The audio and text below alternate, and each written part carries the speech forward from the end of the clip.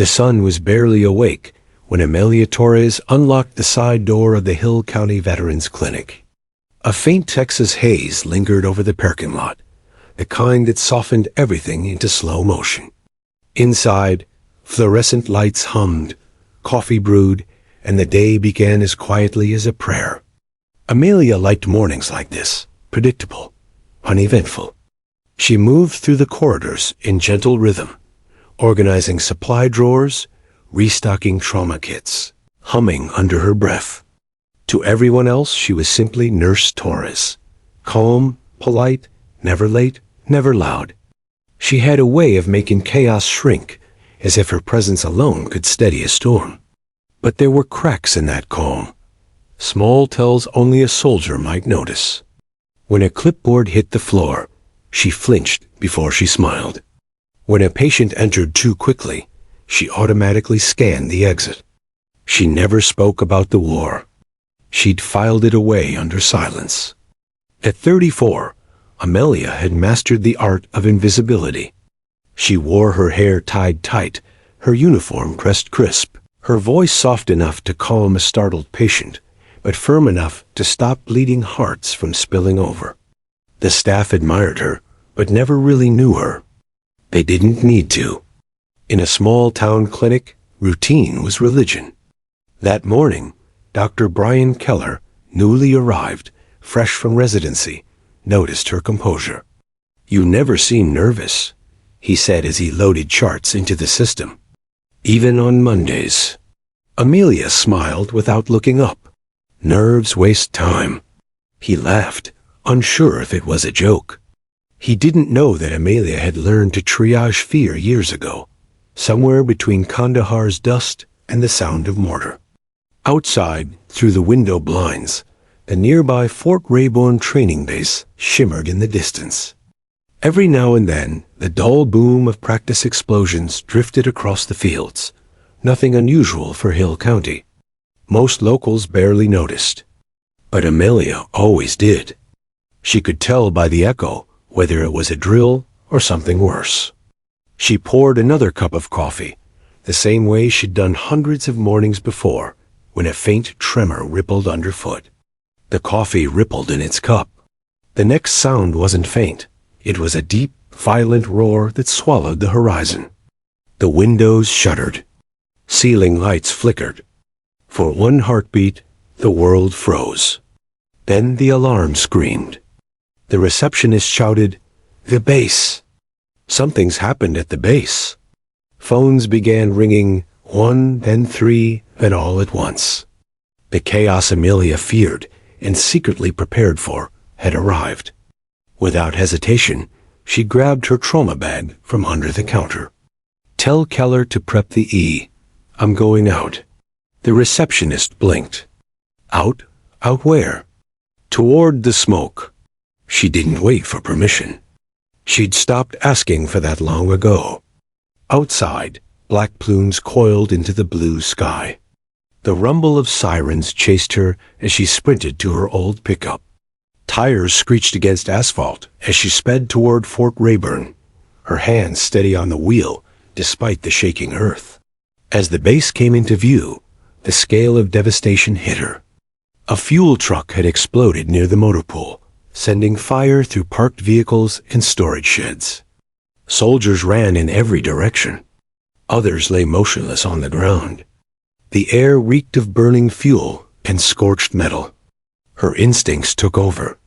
She parked just short of the barricade, threw the truck into neutral, and leapt out with her bag.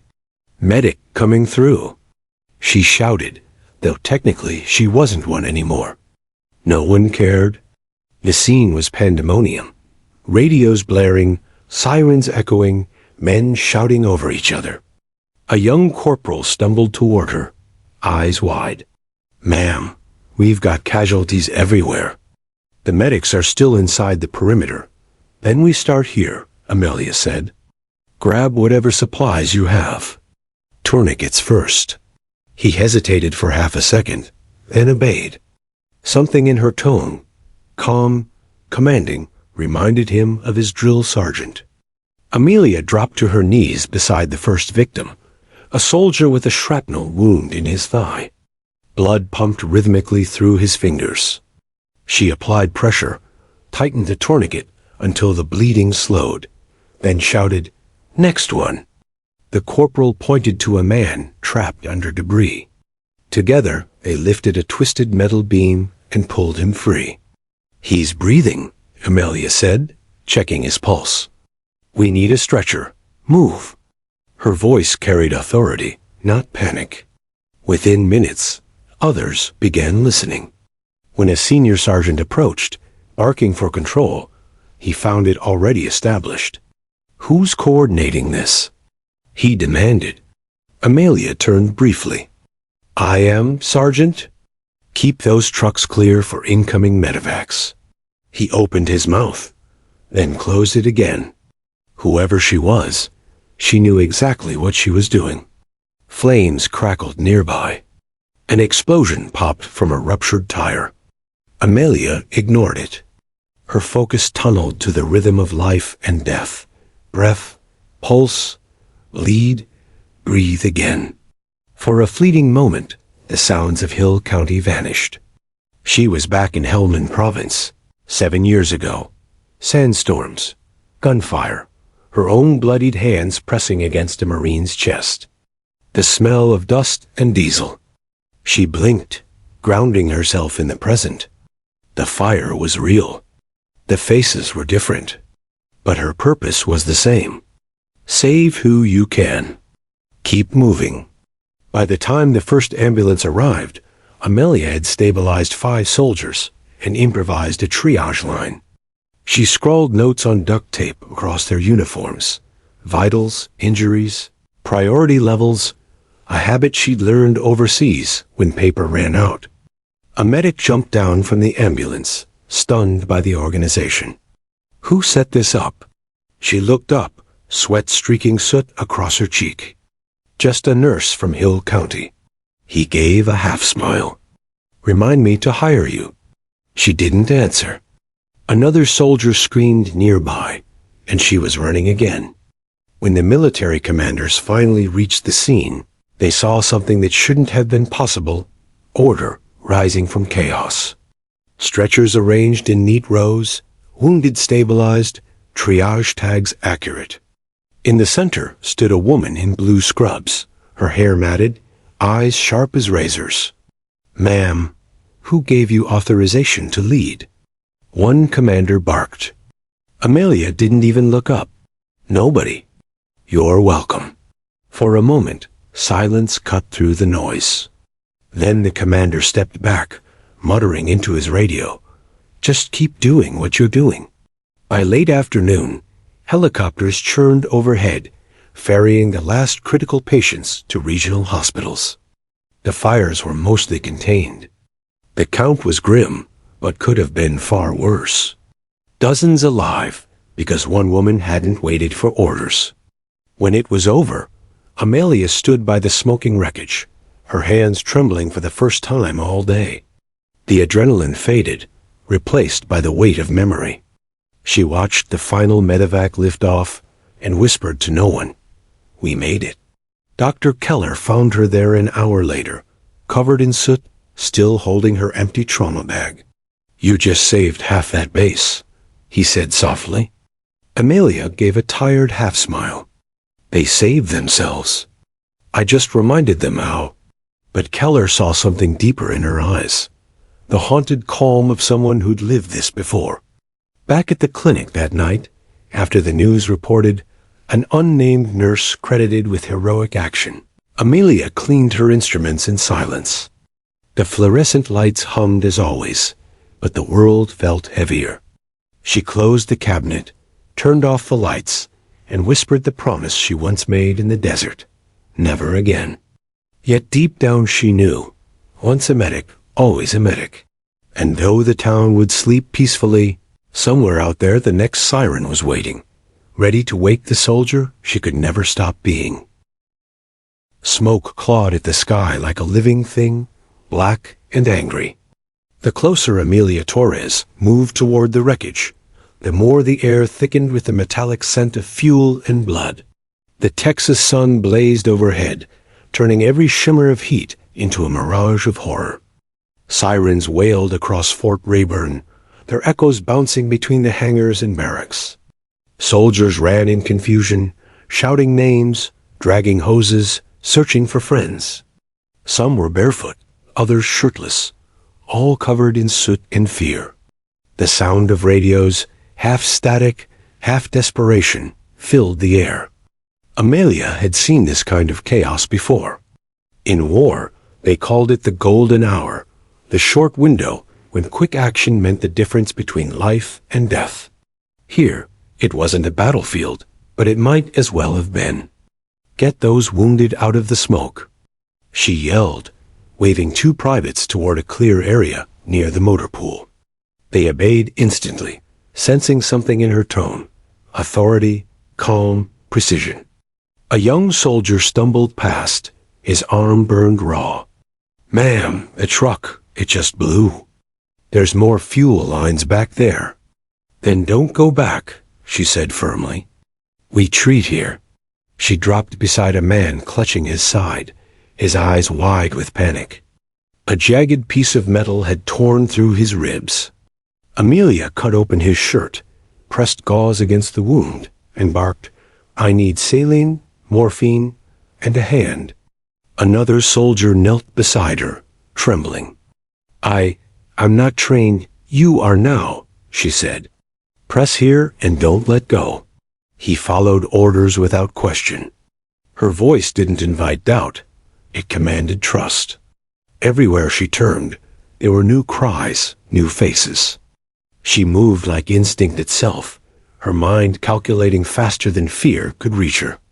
One breath for each life. One choice for each second. The base fire team arrived, battling the flames that roared like beasts. Explosions cracked in the distance as ammo stores ignited. Amelia ducked as debris whizzed overhead, but she didn't stop. She knew the sound of danger and how close she could walk beside it without falling in. Her hands were slick with blood now, her uniform smeared black. She tied a field dressing with her teeth, then crawled to another victim pinned under a toppled jeep. Two soldiers tried lifting it. "You'll crush him more if you pull that way," she shouted. "On 3, tilt the frame. I'll pull him out." They followed her lead. On 3, the jeep groaned upward, and she dragged the wounded man free. His leg was twisted unnaturally. She grabbed her trauma shears, slicing through fabric, her voice steady. "Compound fracture. Tourniquet 6 inches above. Move fast." Someone nearby whispered, "Who is she?" Nobody knew. But she spoke with the certainty of someone who'd done this 100 times before and survived. Minutes stretched like hours. Amelia lost count of how many she'd treated. 5, maybe 10. It didn't matter. The world had narrowed to motion. Breath, heartbeat, repeat. When the first medevac helicopter roared overhead, dust and debris whipped around her face. She waved toward the landing zone she'd marked, with smoke grenades taken from a stunned private. The pilot gave her a thumbs up. Priority reds first. She yelled, "Anyone who's stable, wait for ground transport." The field was turning into an improvised hospital. Stretchers in rows, IVs hanging from tent poles, soldiers kneeling beside their friends. It was chaos made functional. Controlled chaos. Then, amid the noise, a deep boom rolled through the ground, not from the main blast, but something else. Amelia turned just as a secondary explosion erupted from a nearby shed, throwing her off balance. She hit the dirt, ears ringing. For a moment, she couldn't hear. The world slowed to a silent movie. Bodies moving, mouths open, no sound. She blinked hard, pain stabbing behind her eyes. Then a hand grabbed her shoulder. "Ma'am, are you okay?" She looked up. A young private, barely 20. His face streaked with soot, eyes wild. "I'm fine," she rasped, though her ears still buzzed. "You're bleeding." "It's not bad," he said, though a gash on his forehead said otherwise. "Sit down before you fall down," she ordered, pushing him toward a medic. Through the ringing in her ears, voices returned, the sharp, panicked kind she knew too well. Someone was screaming for help near the storage hangar. Amelia grabbed her kit and ran. Inside, smoke hung thick as fog. Visibility was almost zero. A soldier lay pinned under collapsed metal shelving, shouting weakly. She coughed, dropped to her knees, and crawled through debris until her hand found his. Hey, I've got you," she said, coughing hard. "Don't move." "What's your name?" "Spencer. Private Spencer." "Well, Spencer, you're not dying today." She worked the crowbar she'd found nearby, using all her strength to pry the metal loose. Her muscles screamed, lungs burned, but she didn't stop until he was free. Then she dragged him out into sunlight, collapsing beside him. Spencer looked at her, dazed. You were in the army, weren't you?" She met his gaze, but said nothing. He didn't need the answer. It was written all over her. By late afternoon, the chaos had thinned. Fire trucks circled the perimeter, spraying water over what was left of the fuel depot. Ambulances came and went. Amelia sat on the edge of a curb, wiping her hands with a cloth soaked in alcohol. Her arms shook, not from fear, but from exhaustion. She looked around at the soldiers, some injured, some helping, some crying quietly into their gloves. She recognized that mixture of relief and grief. It was the same look she'd seen after every battle, the expression of people who just learned they'd survived when others hadn't. "Ma'am," said one of the fire officers, approaching her cautiously. "You coordinated the triage?" She nodded, too tired to speak. "You saved a hell of a lot of lives today." Amelia shrugged, eyes distant. "I just did what anyone would." The officer shook his head. "No, ma'am. Most people run away from fire. You ran into it." That night, when she finally made it back to her truck, her hands were trembling so badly she could barely fit the key into the ignition. Her reflection in the mirror startled her. Ash streaked through her hair, blood across her cheeks, eyes still wide with adrenaline. She turned the key and let the engine idle, her thoughts drifting somewhere far away, to another place, another fire, another day. Flashback, Helmand Province, 2011. Same smoke. Same smell. Same fear. Her convoy had been hit by an IED. She'd crawled through fire to reach her sergeant, pulling him out from twisted steel, her own uniform burning. His name was Jimmy Hart, the man who'd once called her the best medic he'd ever seen. His blood had soaked her hands the same way today's did. She could still hear his voice. "Don't let it break you, Torres." The words came back to her like a ghost. Amelia's hands tightened on the steering wheel. She blinked hard, forcing the memory away. Not now. Not here.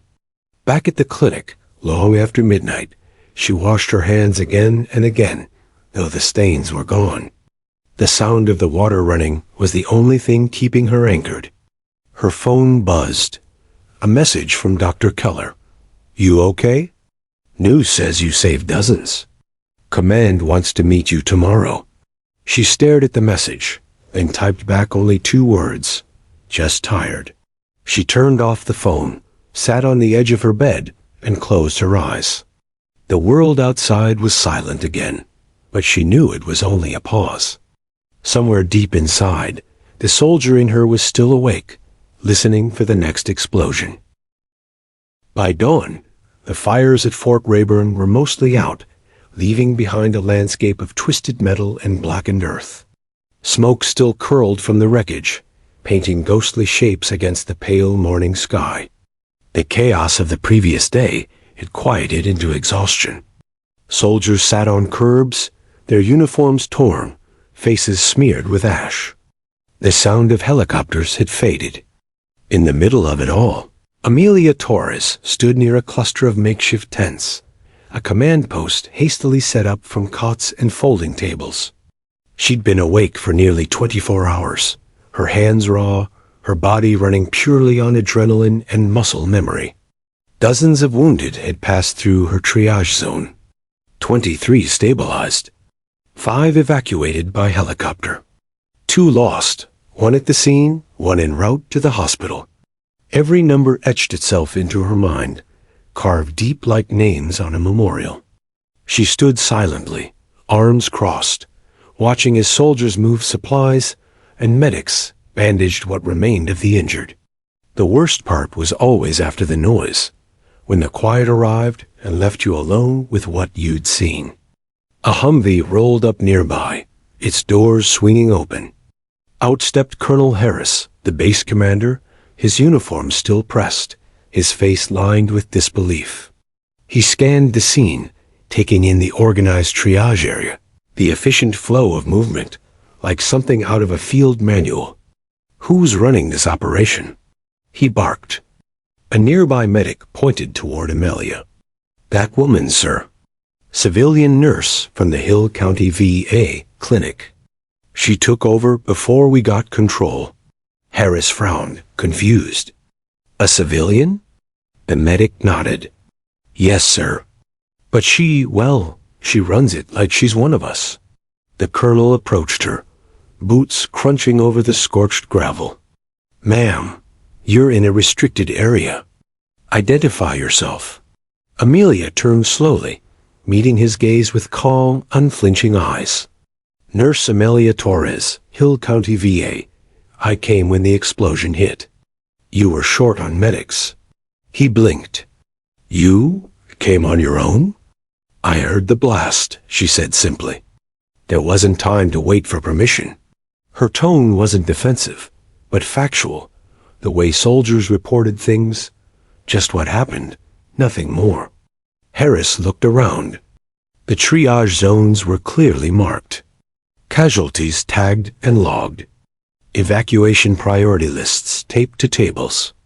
Even supply crates were labeled in military shorthand, the kind only a trained combat medic would know. He studied her face again. The soot, the fatigue, the steady eyes. Something clicked.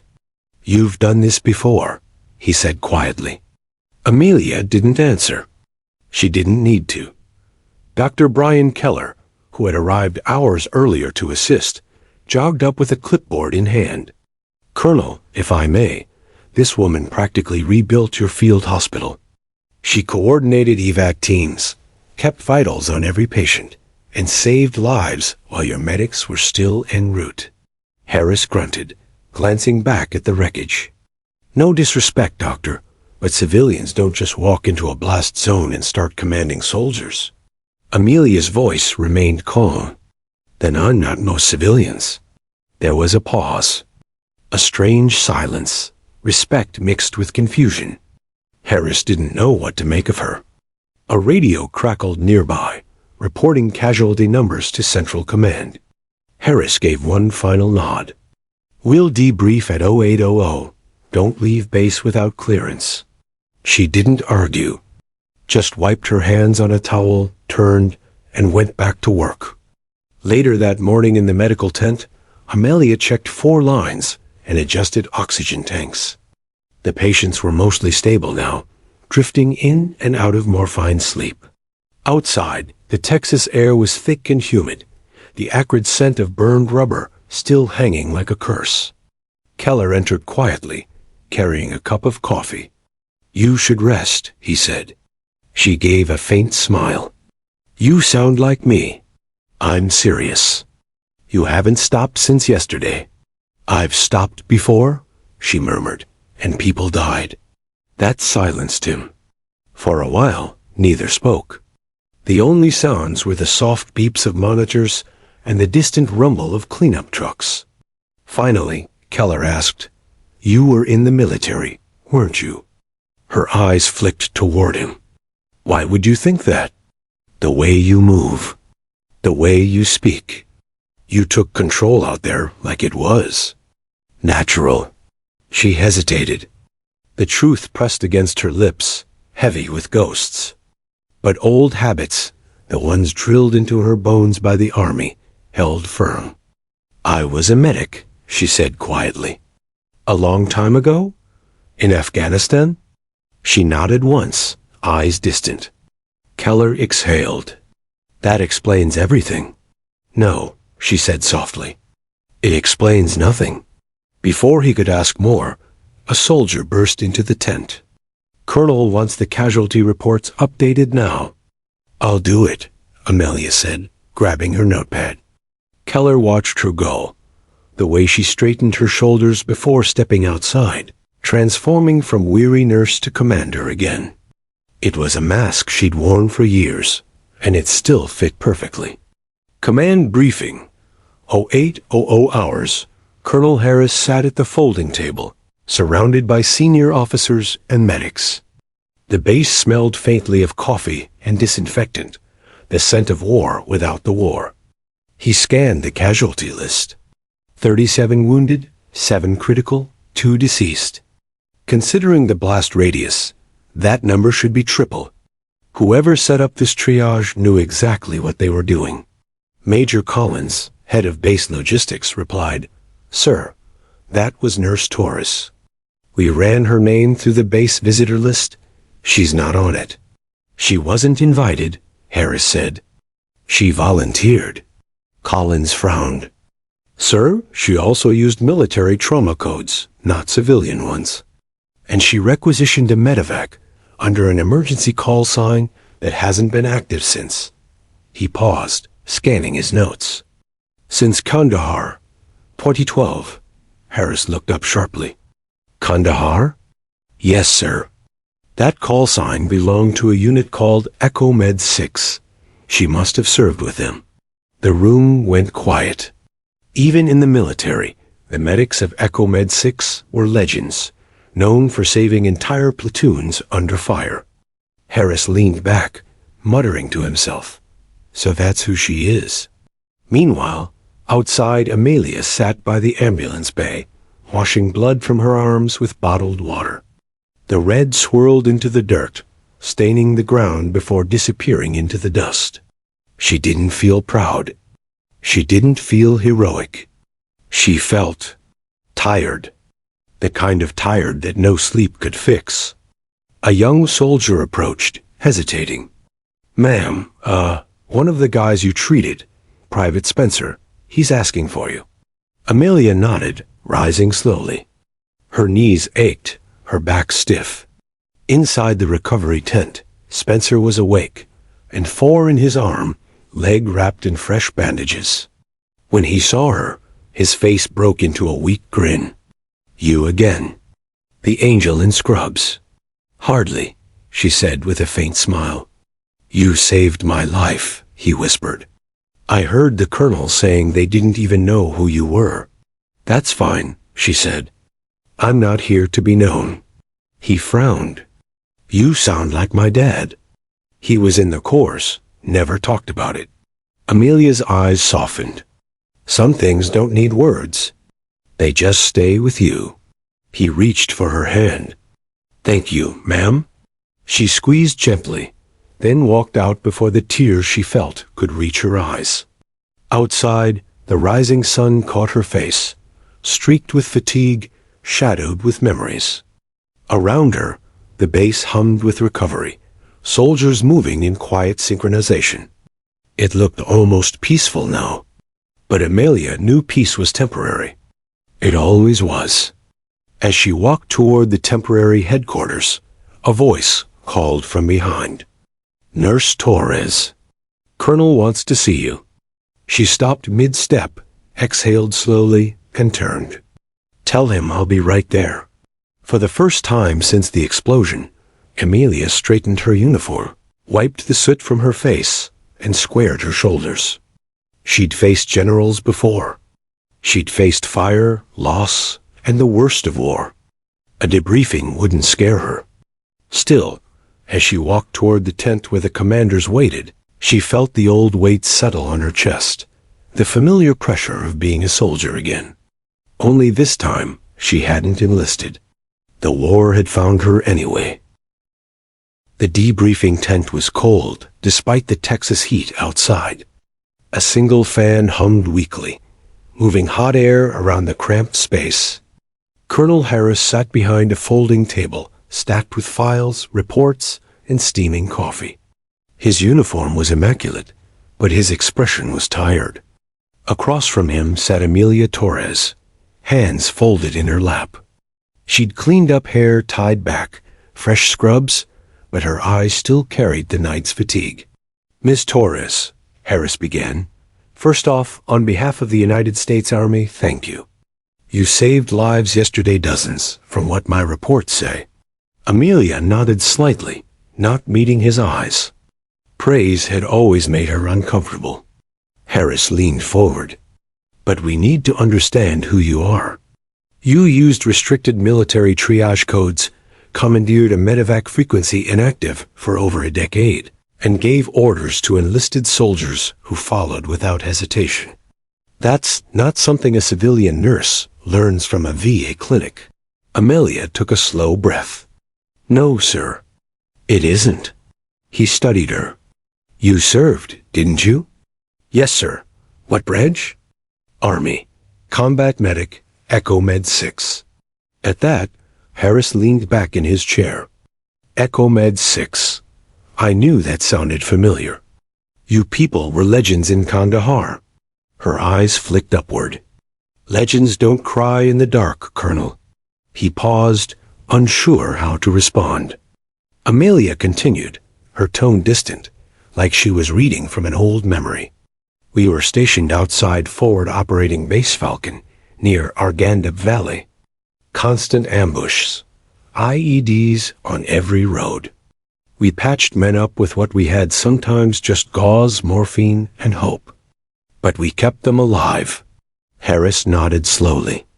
"I read after-action reports from that region. It was hell." Amelia's voice dropped. "Hell had better lighting. Flashback, Afghanistan, 2012. The desert air shimmered in the heat, the horizon blurred by dust." Amelia crouched behind a Humvee, pressing gauze into a soldier's chest wound. "Stay with me, Daniels. Keep breathing." The young man's eyes fluttered. "I can't feel my..." "Don't talk. You're fine. You're fine." Her voice was steady, but her hands were trembling. Blood pooled beneath her knees. The air smelled of gunpowder and diesel. Nearby, her team leader Corporal Jimmy Hart was shouting orders, his voice booming over the chaos. "Echo Med, move! We're taking fire from the ridge." Amelia ripped open another bandage. "I need more pressure here." Hart slid beside her, bullets whining overhead. He grabbed the soldier's arm, held it tight. "You got this, Torres. Focus." "I am focused," she snapped. "I mean on you. Breathe, damn it." A mortar landed 30 yards away, shaking the earth. Dust rained over them. When the smoke cleared, the medevac helicopter appeared a black shadow against the sun. They loaded the wounded under fire, sprinting across open ground as rounds pinged around them. By the time the chopper lifted, Amelia's uniform was soaked with blood, not all of it hers. She stared at her hands. The blood had soaked through her gloves, dark and sticky. It wouldn't wash off for days. Back to present, Fort Rayburn Colonel Harris flipped through her old file. "It says here you were honorably discharged in 2014. Commendations for valor, Silver Star nominee, 2 Purple Hearts." Then nothing. You disappeared. Amelia looked out the tent flap, where soldiers were rebuilding a fence. "I didn't disappear, Colonel. I just stopped fighting." "Why?" She hesitated. "Because I lost someone who didn't come back." Harris didn't press. He didn't have to. Every soldier carried ghosts. Hers just had a name. He closed the folder. "You could have stayed in. You had the makings of a leader." "I wasn't built for peace," she said softly. That night, after the debriefing, Amelia walked the perimeter of the base alone. The air was cooler, filled with the hum of generators and the occasional bark of orders. She found herself standing near the flagpole, staring at the flag flapping lazily in the evening wind. Memories flooded Backhart's grin under his helmet, his terrible singing voice, his promise to buy the first round when we get home. But he never did. Her mind drifted to the day she lost him. Flashback, the ambush. It was supposed to be a routine supply run. A convoy of 3 Humvees rolling through the dusty backroads outside Kandahar. The sun was just rising, casting long shadows across the valley. Amelia sat in the back seat, medical bag ready. Hart was driving, tapping the steering wheel, humming some country tune off-key. "Soon as we get back," he said, "I'm filing for leave. 3 weeks. Gonna fish, eat junk food, maybe find a real bed for once." "Sounds nice," she said. "You think they'll let you?" He grinned. "They'll try to stop me. I'll go AWOL if I have to." Then came the explosion.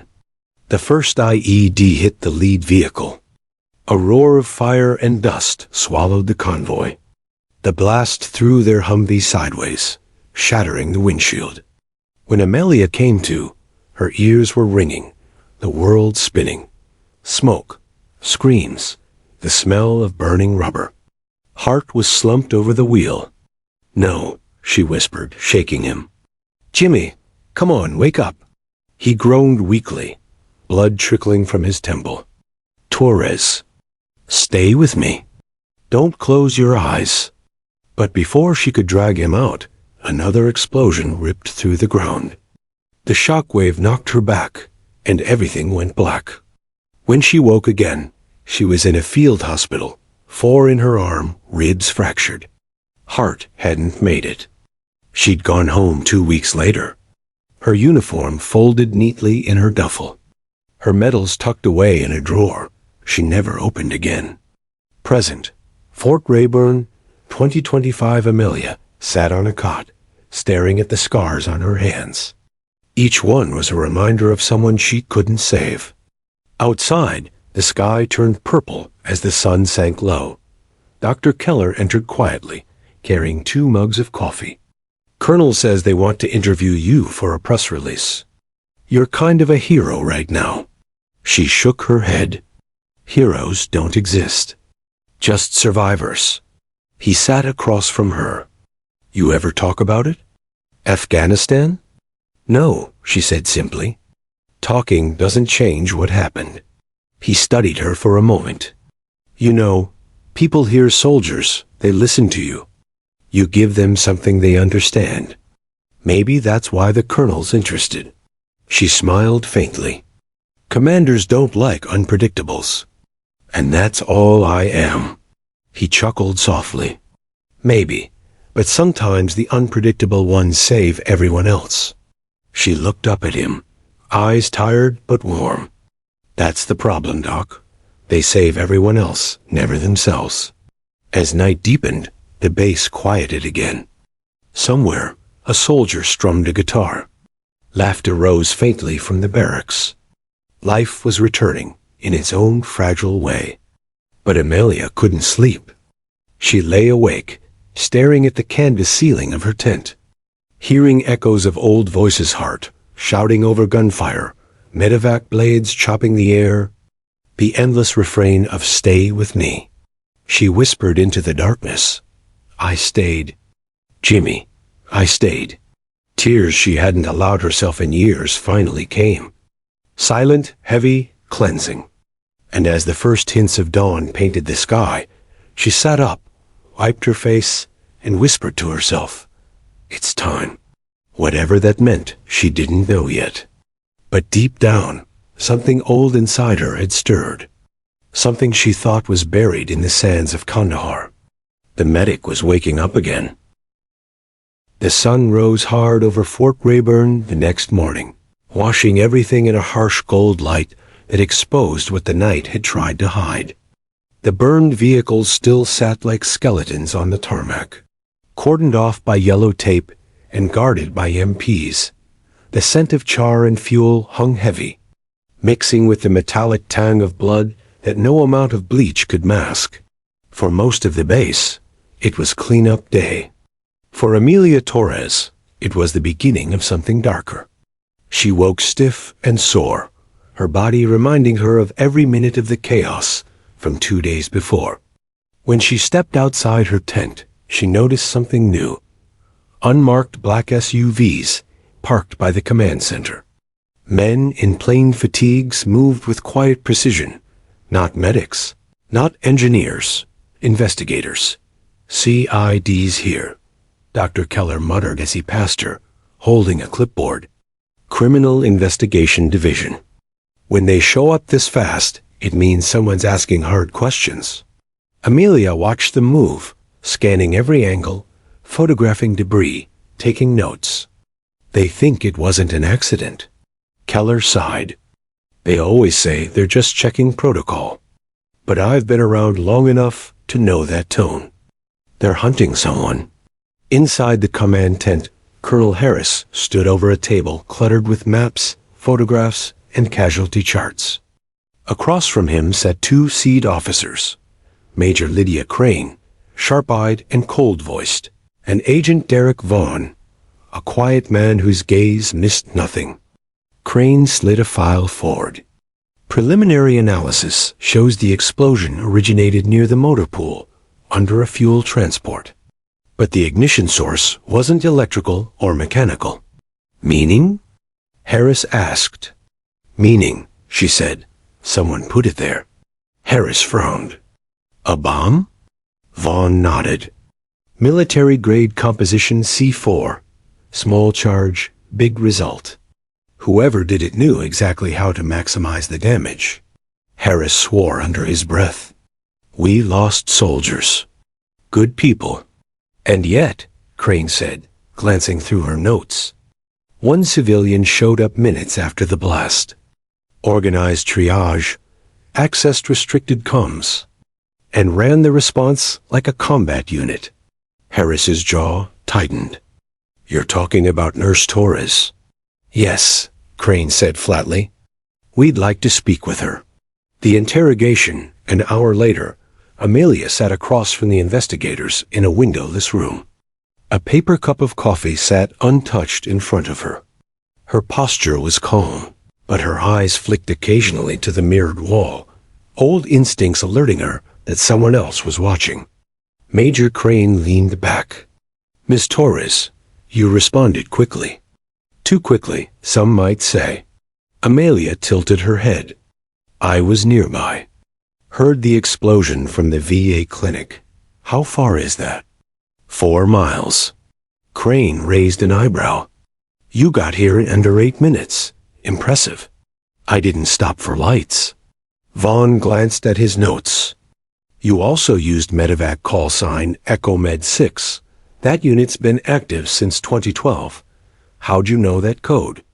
Amelia's tone stayed even. I served in that unit. Old habits, officially? Crane asked. Officially, Amelia confirmed. Check the records. Crane flipped open her file. We did. You were honorably discharged, 2014.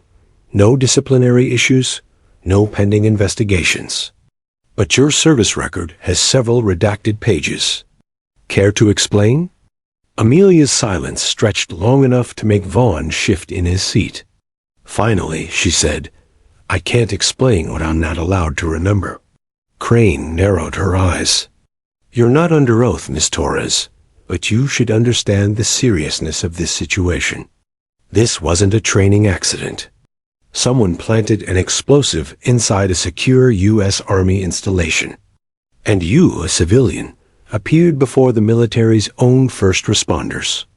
Amelia met her stare, unflinching.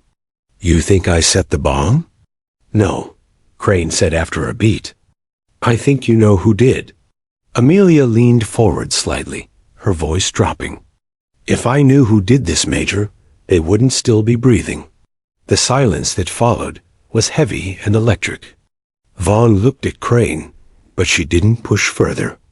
She'd seen that look before, soldiers with ghosts that had names and faces. After a pause, Crane stood. "That'll be all for now. Stay on base until we clear you." As Amelia left the room, Vaughn murmured, "She's telling the truth." Crane frowned. Maybe, but truth and guilt aren't opposites. Sometimes they walk together. Later that day, the airfield had quieted, though small fires still smoldered in the wreckage. Amelia walked past them, hands in her pockets, lost in thought. She'd spent her entire civilian life trying to forget the battlefield. Yet here she was again standing in another crater, surrounded by the same smell of smoke and regret. Keller found her sitting on a crate, staring into the distance. "They're saying it was sabotage," he said softly. "Yeah," she replied. "That's what it looks like. Any idea who'd target this place?" She shook her head. Rayburn isn't a combat base. It's logistics, training, transport.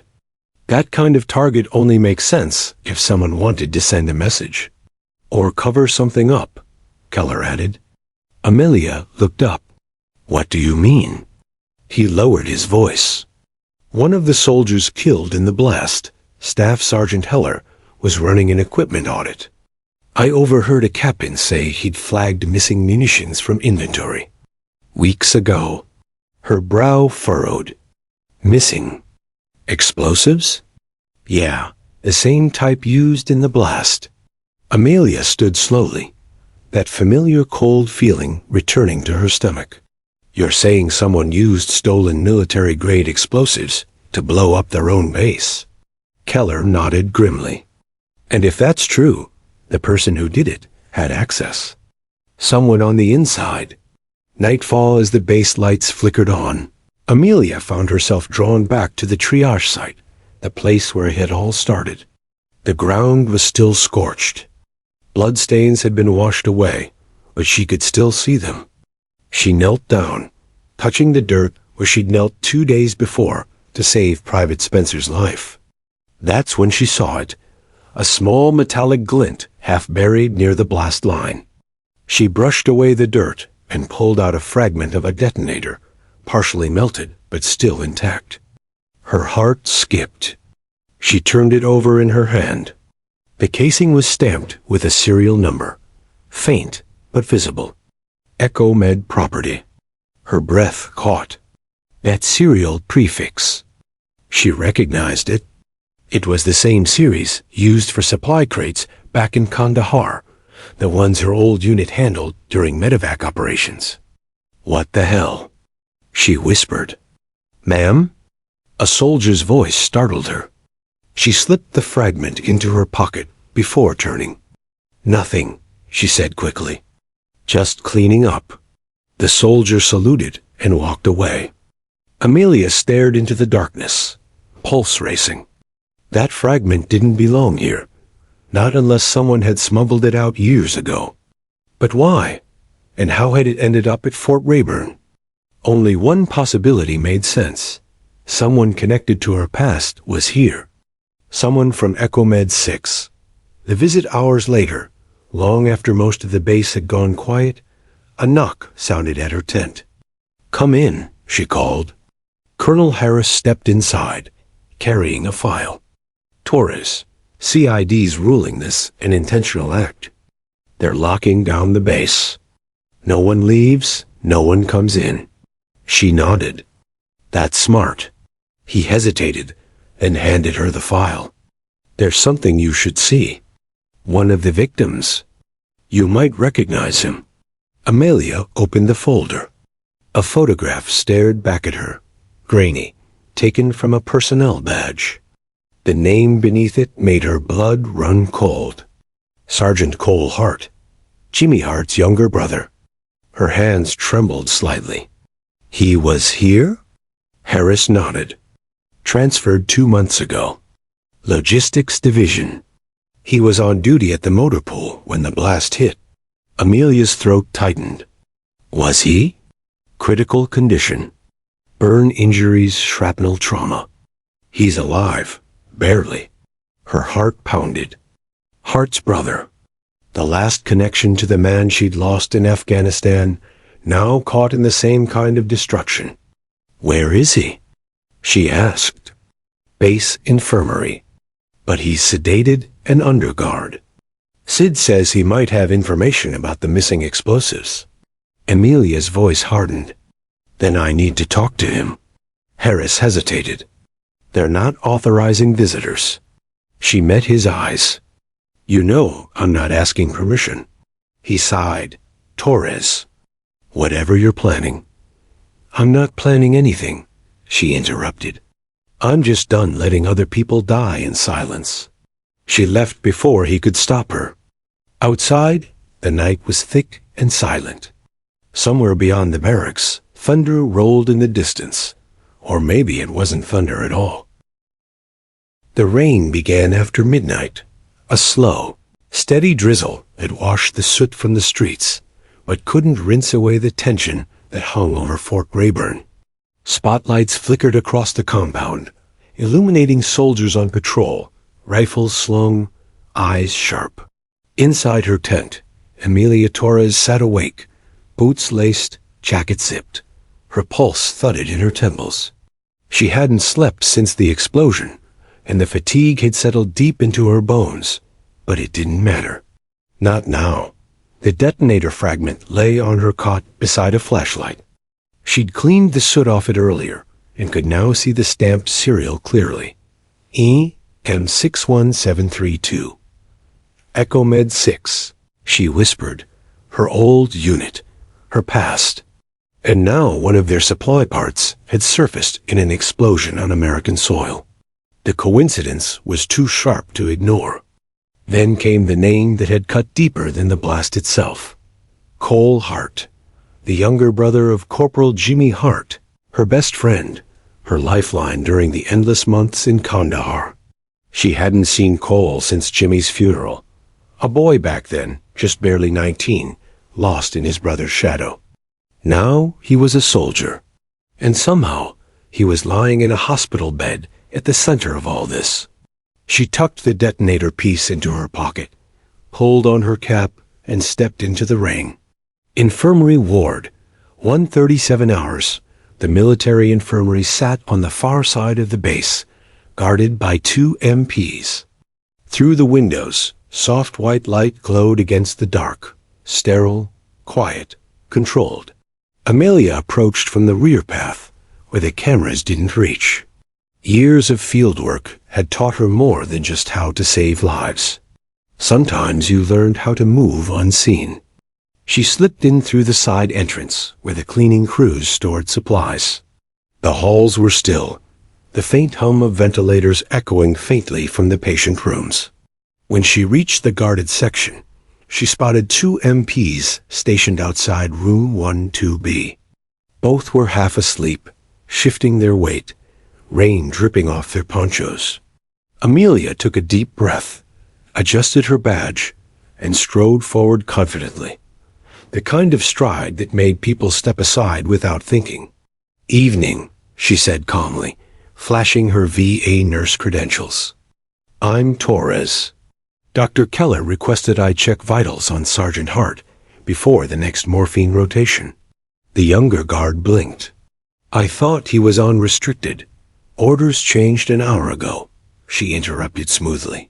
"You want to call and wake the colonel to confirm?" The guards exchanged a look. One sighed. "Go ahead, ma'am. 10 minutes. "Won't need that long," she said, slipping inside. Inside room 12B. The room was dim, lit only by the soft blue monitor glow. Cole Hart lay motionless under thin blankets, face pale and bandaged. His left arm was wrapped in gauze, his right hand hooked to an IV line. His chest rose and fell shallowly, alive but barely. Amelia moved closer, her breath catching. He looked so much like Jimmy. Same jawline, same stubborn curve of the mouth. But his face carried new shadows, the kind war carved deep. "Hey, soldier," she whispered. "You've got some nerve scaring me like that." His eyelids fluttered. Who's there?" She stepped closer, lowering her hood. Amelia Torres. You probably don't remember me. His eyes blinked open slowly. You were at the funeral, my brother's medic. That's right, he exhaled, a weak smile twitching on his lips. You haven't aged a day. Flattery doesn't work on field nurses, she murmured. For a few seconds, silence hung between them, broken only by the steady beeping of the monitor. Then his expression shifted, pain and guilt. I didn't think anyone would find out, he said quietly. Amelia frowned. Find out what, Cole? He swallowed hard. It wasn't supposed to happen. It was just supposed to be a scare, just enough to draw attention. Her blood ran cold. You're saying you knew about the explosion? Not the explosion, he whispered. The message. Amelia gripped the bedrail. Talk to me, Cole. Who set it up? He shook his head, eyes glassy. You wouldn't believe me. Try me. He looked at her, really looked at her, and something in his expression broke. Echomed, Amelia. They're not gone. Not all of them. Her pulse spiked. What do you mean? They came back, or what's left of them.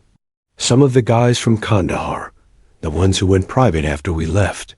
They found out the army was using their names, their records, to move weapons under civilian contracts. Amelia's breath hitched. Weapons trafficking? He nodded weakly. Explosives, vehicles, ammo. Hidden in logistics routes under old call signs. The explosion, it was supposed to expose it. Just a detonation on empty trucks, proof for the media. But someone changed the plan. Who? She demanded. Cole's eyes started to glaze. We called him War Dog. The monitor beeped faster, his heart rate spiking. He gasped, gripping her wrist. They know I talked. Cole. She leaned closer. Who's War Dog? But before he could answer, his body jerked once, and the monitors flatlined. Amelia froze. No. She slammed the call button, reached for his chest, and began compressions. Come on, Cole. You're not leaving like this. The door burst open. 2 medics rushed in, followed by the MPs. What happened? One shouted. He coded out, Amelia said, breathless, still pressing his chest. Get me the paddles. The medic hesitated. Ma'am, step back. Not until you step back. Rough hands pulled her away. She stumbled against the wall, gasping, watching as they shocked his chest once, twice. No response. After 30 seconds, one medic shook his head. He's gone. Amelia's vision blurred. Rain drummed against the window like gunfire. Time of death, 1:58. The MPs turned toward her. Ma'am, we'll need you to come with us. She didn't protest. Her mind was spinning too fast, replaying Cole's last words over and over. Echomed. War Dog. Not an accident. Interrogation. Morning the next morning, Amelia sat in the same windowless room, her clothes still damp. Across from her, Major Crane's expression was unreadable. Sergeant Cole Hart died under your supervision, she said flatly. Again, you were conveniently present when a key witness expired. Amelia clenched her jaw. He was dying when I arrived. You weren't authorized to be there. He had something to say. Crane's tone sharpened. And what was that? Amelia met her gaze evenly. That the explosion wasn't sabotage. It was a message. From who? Echo Med 6. Crane's eyes narrowed. Your old unit? Amelia nodded. Or what's left of them? Vaughn leaned forward, frowning. You're suggesting rogue veterans are behind this? I'm saying someone's using our unit's legacy to move illegal weapons. And they used this explosion to make it look like an inside job gone wrong. Crane studied her. That's a hell of an accusation. Then prove me wrong, Amelia shot back. Crane stared for a long moment before closing her notebook. You're confined to quarters until further notice. Fine, Amelia said, standing. But you won't find the truth sitting behind a desk. Later that day, back in her tent, Amelia sat cross-legged, staring at the detonator fragment again. EM 61732. Cole's words echoed in her mind. War dog. She opened her duffel bag and pulled out an old photo. Her Echo Med team in Kandahar, dusty and grinning in front of their Humvee. She traced each face with her finger. There was Jimmy Hart. There was Daniels, Morales, Riggins. And there, at the edge, was a man with a half-smile and a scar across his jaw. Staff Sergeant Marcus War Dog Weller. A demolition expert. Brilliant, reckless, dishonorably discharged in 2013 after a black market investigation that was buried in silence. Amelia's stomach turned. You, she whispered. The rain outside turned heavier, thunder rumbling in the distance. If War Dog was alive, and if he'd orchestrated this explosion, then the war she'd tried to leave behind hadn't ended at all. It had simply followed her home. The rain had finally stopped, but the air around Fort Rayburn was thick, the kind of humidity that carried unease instead of warmth. Soldiers moved across the compound in tight groups, whispers following them like shadows. News of Sergeant Cole Hart's death spread fast. Officially, it was cardiac arrest from internal trauma. Unofficially, it was something else. Another loose thread cut too neatly. Inside her tent, Amelia Torres stared at the photos scattered across her cot. Her old unit, Echo Med 6, the faces of those she'd once trusted with her life. And among them, the scarred grin of Marcus War Dog Weller. She'd tried for years to forget that face. But now, it haunted her like a ghost. Old ghosts knew War Weller had been a legend in their deployment days. Demolition expert, tactician, and wild card. The kind of man who could disarm a roadside bomb blindfolded, but might also sell his own rations for a bottle of whiskey. When he was dishonorably discharged, the rumors spread fast that he'd stolen ordnance, that he'd worked with private contractors who paid him to look the other way. Amelia never knew what to believe. Until now. She turned over the detonator fragment, tracing its markings again. EM 61732. If Weller was behind the Fort Rayburn blast, it wasn't just revenge. It was a message, one that said Echo Med 6 never died. But what was his endgame? She needed answers, and she knew where to start. The briefing room, 10 o'clock hours. The morning briefing was filled with tension. Commanders barked orders. Analysts muttered over intelligence feeds. And security officers reviewed camera footage frame by frame. Amelia stood in the back, arms crossed, pretending to take notes while scanning the screen. The footage showed the supply yard seconds before the explosion. Trucks idling, personnel walking, routine maintenance. Then a flash of light, a roar, chaos. She leaned forward. Rewind that 3 seconds.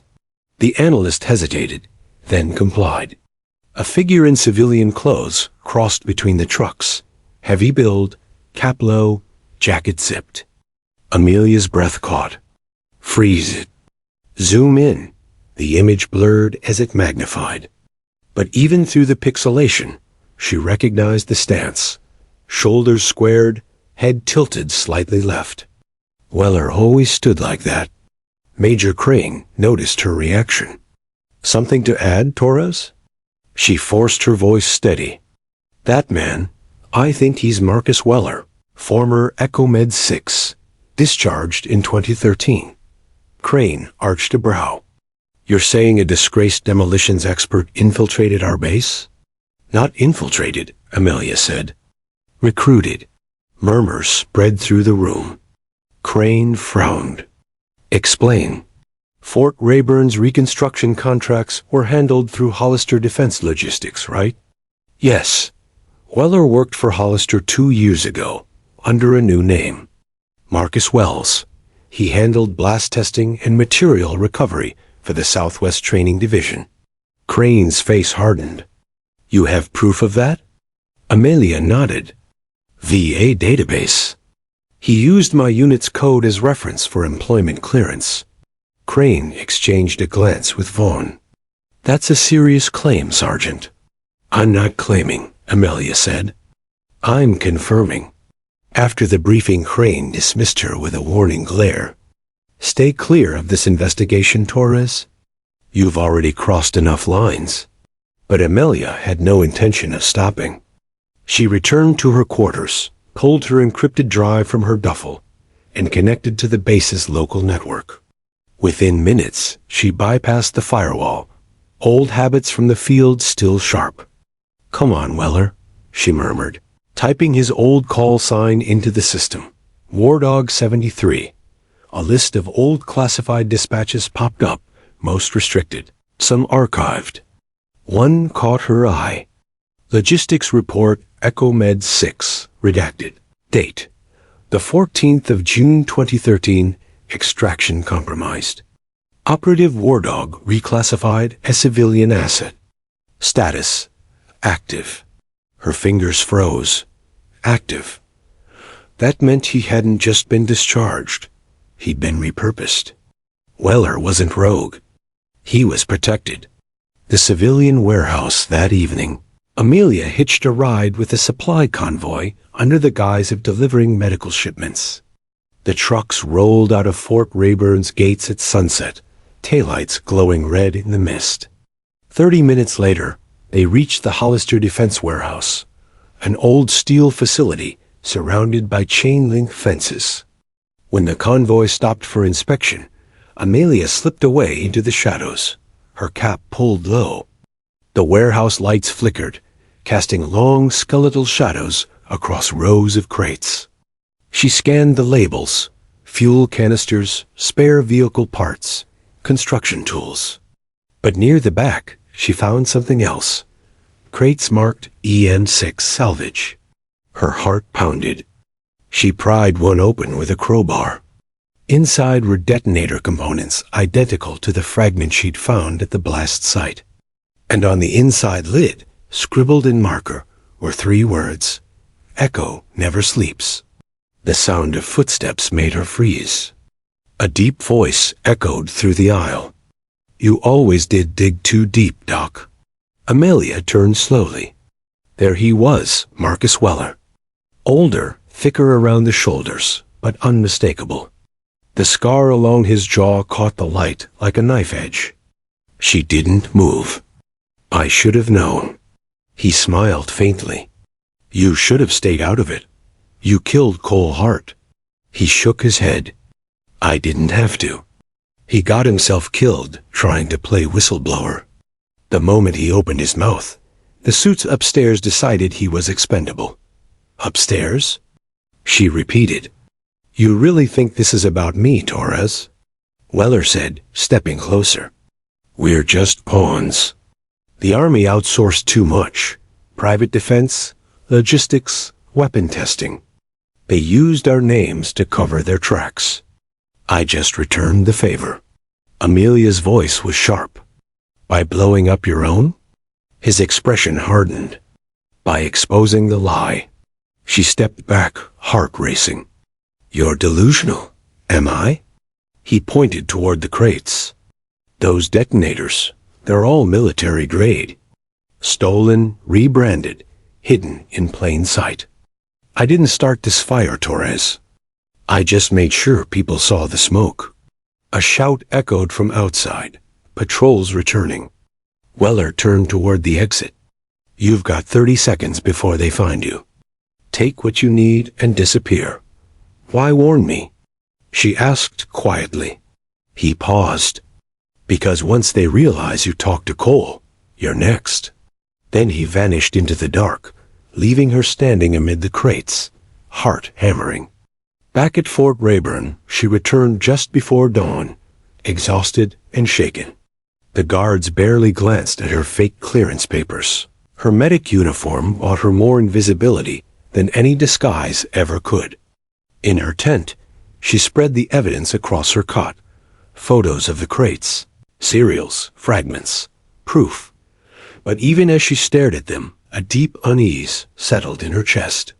If Weller was right, this wasn't about one explosion. It was about an entire network operating under military contracts, one that could erase anyone who got too close. She picked up her radio, voice trembling slightly. "This is Sergeant Torres. Code Echo Med.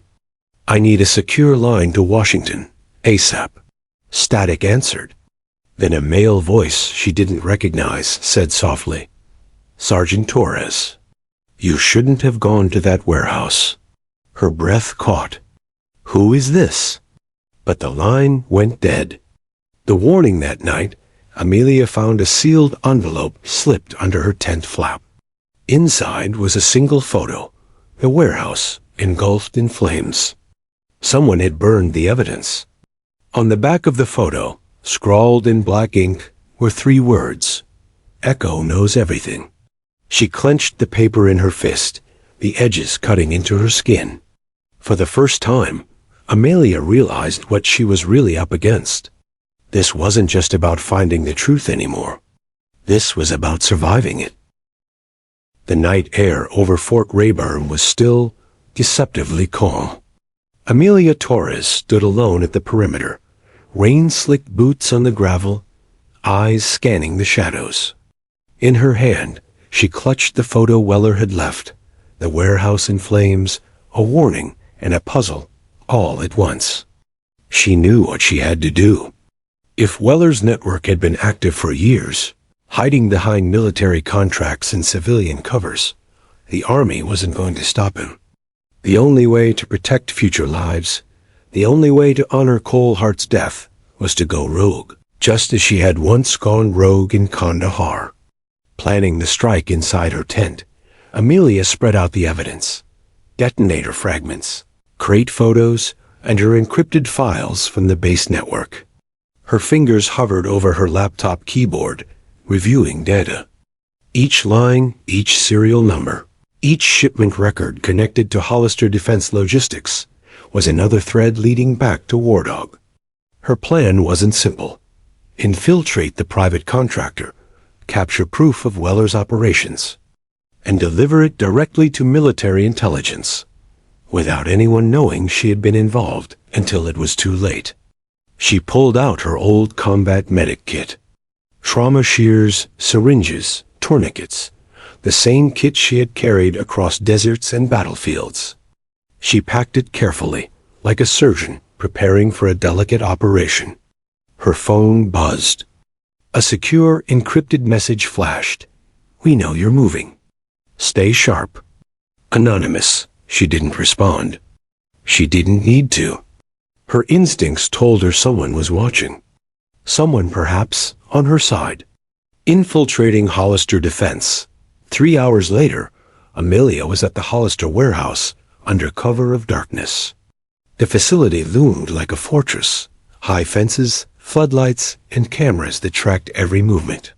She waited until a delivery truck rolled away, then slipped through a side gate left unlocked for maintenance crews. Rain from the earlier storm still slicked the concrete, masking her footsteps. Inside, she moved silently, the echo of her boots absorbed by the shadows. Rows of crates stretched endlessly, each marked with military codes. She spotted the same markings as the fragment: EM6, then movement. A figure approached, tall, broad, cap low. Weller. He didn't turn. His voice was calm, almost amused. "I wondered when you'd show up." "You know I'm not here to fight you," Amelia said. "I'm here to stop you from killing anyone else." He chuckled softly. "Killing? I'm not the one who started this, Amelia. This is about survival. About proving the world that Echo Med 6 can't be buried. You're using lives as proof," she shot back. War Dog Marcus Weller finally turned, revealing the scarred face she'd known since Kandahar. "You think you can stop me?" "I don't think." "I know." Confrontation Weller raised his hands slowly, clearly aware that she carried no weapon but her medic kit. "You're brave. I'll give you that. But bravery won't undo what's already set in motion. Maybe not, Amelia admitted. But I can stop the next shipment. He laughed, shaking his head. You're too late. The next crate leaves at 4 o'clock. By the time anyone notices, it'll be gone. Amelia lunged forward, yanking open a crate. Inside were dozens of detonators, identical to the fragment from Fort Rayburn. She snapped a photo with her phone. Evidence. Proof. Weller moved to stop her, but she jabbed the tip of a surgical scalpel against his arm. A non-lethal distraction. He staggered, startled by her precision. You underestimate me because I'm a medic, she said. I've saved lives under fire you'll never understand. And I've faced men like you before. He smiled grimly. So have I. The warehouse lights flickered. Amelia had triggered the motion sensors. Sirens wailed in the distance. The army had noticed. You have to leave, now, Weller said, pushing her toward a side exit. I'll cover you. No, she replied, stepping back. I'm taking you in. Alive. The world deserves to know what you've done. He paused, realizing she meant it. His expression hardened. Then come and get me. Escape and pursuit alarms screamed through the warehouse as floodlights swept the aisles. Amelia grabbed the crate she'd photographed and ran. Weller followed, leaping over stacks of detonation components with fluid, dangerous grace. Outside, Amelia sprinted across the slick concrete. Her lungs burned, but adrenaline sharpened her focus. She reached the perimeter fence and scaled it, dropping silently to the ground beyond. Weller paused at the gate, fists clenched. You'll regret this. I regret nothing, she shouted back. Behind her, the sirens drew closer. MPS were arriving, moving in coordinated patterns. She disappeared into the shadows with the evidence, her heart hammering, knowing Weller would slip away into the night, elusive as ever. Delivering the truth hours later, Amelia met with Major Crane and Agent Vaughn at a secure site. She laid out the evidence, photos, serial numbers, and encrypted logs.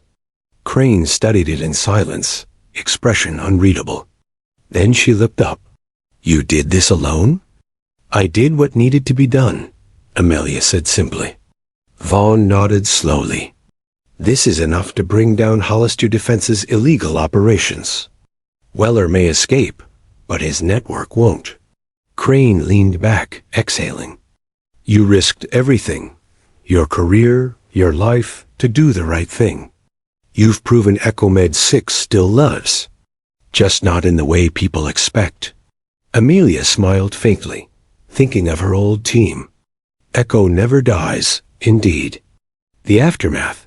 In the following weeks, investigations confirmed what Amelia had uncovered. Hollister Defense faced federal scrutiny, several executives were detained, and dozens of military-grade explosives were seized before they could reach civilian contractors. Weller's whereabouts remained unknown, though intelligence suggested he'd disappeared overseas, possibly into another conflict zone. Amelia didn't know if she'd ever face him again. But she had closure.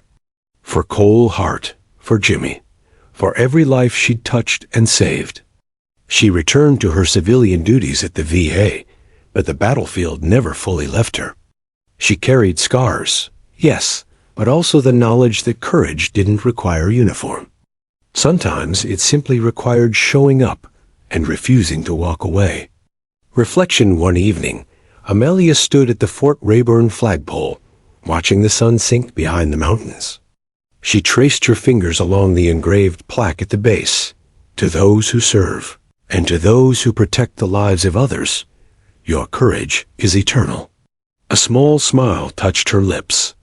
She thought of War Dog, of the warehouse, of the chaos she'd navigated. She thought of Cole Hart, of Jimmy Hart, of every soldier she'd saved. And she whispered into the wind, Echo never sleeps. Neither do I, because some battles don't end when the war does. Some are carried inside, in the heartbeat, in the choices you make when no one's watching. Amelia Torres walked back toward the base, boots crunching against gravel, heart steady. The storm had passed, but the legacy of courage, hers, Echo Med 6's, and those she'd loved and lost, would never fade. And somewhere in the shadows, War Dog waited. But he knew one thing for certain. Amelia Torres would always be ready.